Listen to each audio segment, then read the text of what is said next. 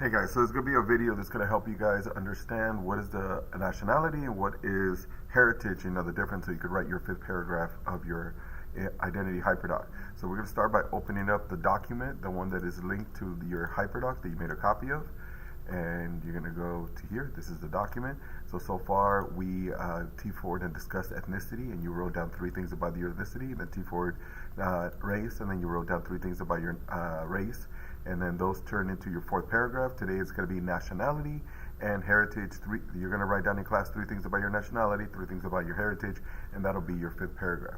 All right, so for nationality, like it says here, 90% of the time it refers to where a person was born or where you hold citizenship. And it's where you basically live completely altogether. So it can change, your nationality can change if for some reason you move at a certain point and then you completely take over your whole personality of another country. Then yes, so if you were born in Japan and you have a Japanese passport, your nationality is Japanese. If you're born in Mexico, but at the age of 2 you come here to the US, and you become a citizen or become documented, then your nationality changes to American because you were basically raised here and everything about you and the country is from the US and very little from Mexico. If let's say you're born in Canada but your parents came from Africa, then your nationality is still Canadian because again, that is the country that you grow up in.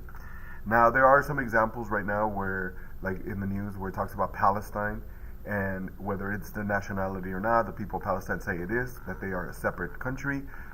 People of Israel, who is the country that surrounds Palestine, says no, you're not. You're just an area of Israel. So nationality can get a little tricky there, but for the most part, the place where you're born, the place where you have citizenship, that is the. So for nationality, here is where you're going to have to write down 3 things that represent what is your nationality. And for, say, like an example here of the U.S., there's a lot of things that represent being an American. We celebrate Thanksgiving, the idea that baseball and sports are such a big part of our culture, the singing of the national anthem, even voting for presidential elections. Even the Super Bowl Sunday is an example of it, how it becomes such a big event here as part of our nationality, something connected to being American. So you got to come up with 3 things that you as an American, maybe you have a big party for 4th of July every single year and you celebrate the independence of this country. That could be part of your nationality. All right, now let's move into over to heritage. Now, heritage can overlap with ethnicity and nationality at times. Overlap again means that something that you said was for your ethnicity could also apply to your heritage. But this is generally refers to the history of your ancestor, of your family, of where they came from, what they did, and how that makes you who you are today. So your heritage goes back to wherever your ancestors came back from and why you do things a certain way. So it could have been that your parents are your ancestors who came from another country, or your grandparents or your great-grandparents. But in terms of the food and the language and the culture and the celebrations that you do, a lot of it can be connected to the heritage, the history of your family that came to this country, and that is definitely part of your identity.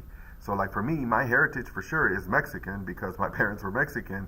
So my heritage can be displayed in multiple ways in terms of the language that I speak, because I can speak Spanish as well, the food that I could eat because that is part of my heritage, Mexican food, because it's Mexican from my parents, and so many different traditions that we have of even something like religion could be part of your heritage because if it's a big part of your family's history, then it's probably been impacting your life since you were a little kid and you just didn't know it because it's something passed down from previous generations, previous ancestors. So here in heritage, you're looking for things, and again, it could be similar to what you wrote in ethnicity, but here you're looking for things that represent that culture, the history of that culture that was brought here.